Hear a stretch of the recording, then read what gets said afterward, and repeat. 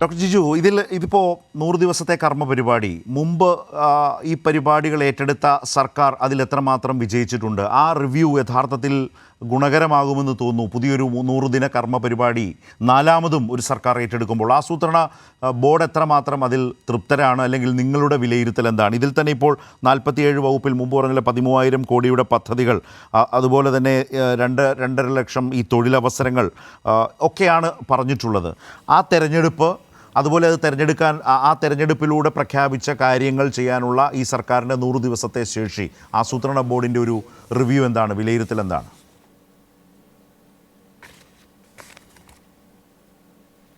ഈ ഗവൺമെൻറ് കഴിഞ്ഞ 2 ആഴ്ചയ്ക്ക് മുമ്പ് ഒരു പ്രോഗ്രസ് റിപ്പോർട്ട് പ്രസിദ്ധീകരിച്ചിരുന്നു.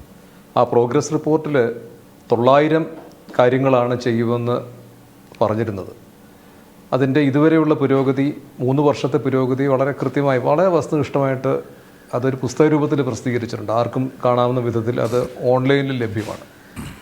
അപ്പോൾ അതിനകത്ത് എല്ലാം നടന്നു എന്നല്ല പറഞ്ഞിട്ടുള്ളത്, മറിച്ച് പലതും പൂർത്തീകരണ ഘട്ടത്തിലാണ്, ചിലത് തുടങ്ങിയിട്ടില്ല, ചിലത് പകുതി വഴിയായിട്ടുണ്ട് എന്നിങ്ങനെയാണ് അവയുടെ ഓരോരുത്തരുടെയും നിർവഹണ പുരോഗതി.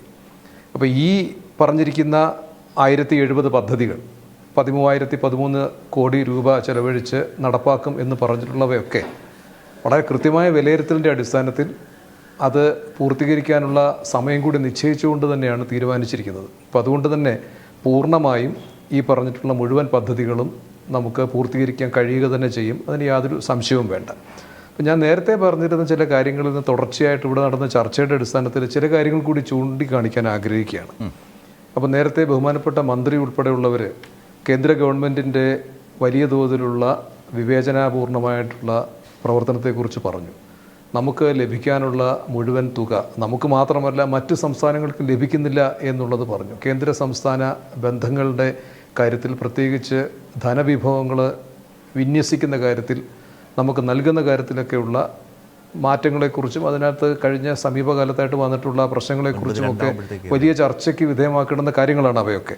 പക്ഷേ എന്നിട്ടും കേരളം എങ്ങനെ പിടിച്ചു നിൽക്കുന്നു എന്നുള്ളൊരു പ്രധാനപ്പെട്ട ചോദ്യത്തിന് ഉത്തരം വളരെ ലളിതമായിട്ട് പറഞ്ഞാൽ, നമ്മുടെ കഴിഞ്ഞ 3 വർഷം കൊണ്ട് വലിയ തോതിൽ നമ്മുടെ ഈ ഗവൺമെൻറ്റിന് നികുതി പിരിച്ചെടുക്കാൻ കഴിയുന്നു എന്നുള്ളതാണ്. GST നടപ്പാക്കി തുടങ്ങിയതിന് ശേഷം ആദ്യമായിട്ടാണ് ഇത്രത്തോളം വലിയ തോതിൽ നമുക്ക് നികുതി പിരിവ് നടത്താൻ കഴിയുന്നത്. അതിൻ്റെ ഒരു ചെറിയ കണക്ക് മാത്രം ഞാൻ പറയാം.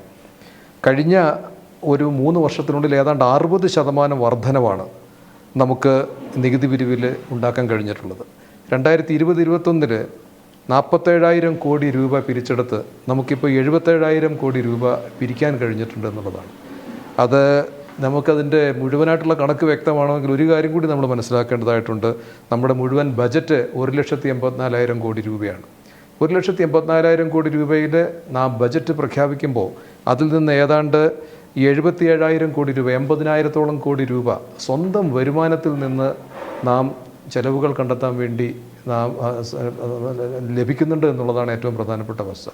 അപ്പം അതിൻ്റെ അർത്ഥം ഈ പറയുന്ന വിമർശനങ്ങളൊക്കെ നിൽക്കുമ്പോഴും കേരളം അതിൻ്റെ തനത് വിഭവങ്ങൾ, തനത് വരുമാനം വർദ്ധിപ്പിക്കുന്നതിന് വേണ്ടി കഠിന ശ്രമം ചെയ്യുകയും മറ്റ് സംസ്ഥാനങ്ങളെ അപേക്ഷിച്ച് കേരളത്തിൻ്റെ നികുതി വരുമാനം വർദ്ധിപ്പിക്കുന്ന ആ നിരക്കിൽ വലിയ മുന്നേറ്റം നടത്തുകയും ചെയ്യുന്നു എന്നുള്ളത് കൊണ്ട് കൂടിയാണ് നേരത്തെ ബഹുമാനപ്പെട്ട മന്ത്രി പറഞ്ഞതുപോലെ സുസ്ഥിര വികസന സൂചികകളിലും അതുപോലെ തന്നെ മറ്റ് പല മേഖലകളിലും എണ്ണിയാലൊടുങ്ങാത്ത തരത്തിലുള്ള പുതിയ മാതൃകകൾ, പുതിയ പരീക്ഷണങ്ങൾ കേരളത്തിൽ നടക്കുകയും മുന്നോട്ട് പോവുകയും ചെയ്യുന്നതിൻ്റെ ഒരു പ്രധാനപ്പെട്ട കാരണം വളരെ ശക്തമായിട്ടുള്ള സുസംഘടിതമായിട്ടുള്ള ഫിനാൻഷ്യൽ മാനേജ്മെൻറ്റ് ഈ ഗവൺമെൻറ് നടത്താൻ കഴിയുന്നു എന്നുള്ളതാണ്. പക്ഷേ നാം വിചാരിക്കുന്നത് പോലെ വളരെ സ്വപ്നതുല്യമായിട്ടുള്ള ലക്ഷ്യങ്ങൾ കൈവരിക്കുന്നതിന് ഇത്രയൊന്നും പണം പോരാ എന്നുള്ളതാണ് നമുക്ക് മനസ്സിലാക്കാനുള്ള പ്രധാനപ്പെട്ട കാര്യം. അതിന് ഇനിയും കൂടുതൽ ധനം ആവശ്യമാണ്. ആ ധനവിഭവങ്ങൾ ലഭിക്കുന്നതിന് വേണ്ടി നാം ഉറ്റുനോക്കുന്നത് മറ്റ് സ്രോതസ്സുകളിലേക്കാണ്, പ്രത്യേകിച്ച് കേന്ദ്ര ഗവൺമെൻറ്റിലേക്കാണ്. യഥാർത്ഥത്തിൽ 16ാം ധനകാര്യ കമ്മീഷൻ വരുമ്പോൾ ഈ കേരളത്തിൻ്റെ വികസനത്തിന് അനുകൂലമായ വിധത്തിൽ കൂടുതൽ വിഹിതം തരണമെന്ന് കേരളം ഇപ്പോൾ ആവശ്യപ്പെട്ടുകൊണ്ടിരിക്കുന്നതും ഇതിൻ്റെ പശ്ചാത്തലത്തിലാണ്. ഇതൊക്കെ വലിയ തോതിൽ ചർച്ചയ്ക്ക് വിധേയമാക്കേണ്ടതാണ് എന്നുള്ളതാണ് ഇത് സംബന്ധിച്ച് എനിക്ക് പറയാനുള്ളത്.